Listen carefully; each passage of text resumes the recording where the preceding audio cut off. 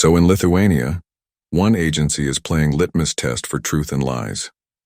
We have discussed in the past how thin the ice is today, but let's take a look together at who is behind this. And it will come as no surprise to many of you.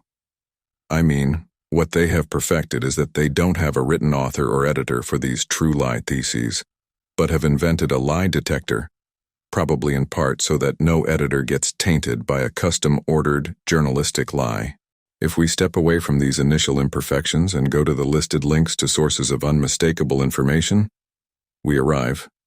And this also made me laugh again. So for Russian-speaking ones, refer to the 2409-page IPCC report, and that is in English. And I'll just say that the Swiss Institute's scientific staff, with listed professors, are just doing administrative work and either never did scientific work or did it a long, long time ago. They put the main emphasis on the quality of the imagery, on the projections to 2100, not even being able to estimate what will be in a few years, when, as it is commonly written in the newspapers, that scientists were surprised. But anyway, you should study it yourself and make your own picture of what is actually the source of truth. And then there is the link to NASA, which again refers to this document from the IPCC's projected truth. It messed up, isn't it?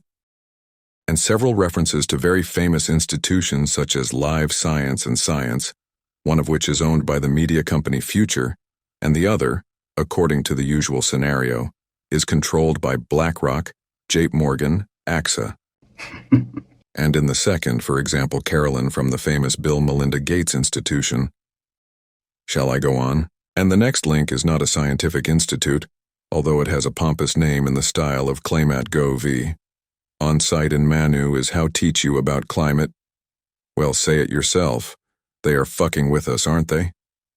Where are the knowledgeable scientific articles, full of observations and broad-spectrum approaches to the problem?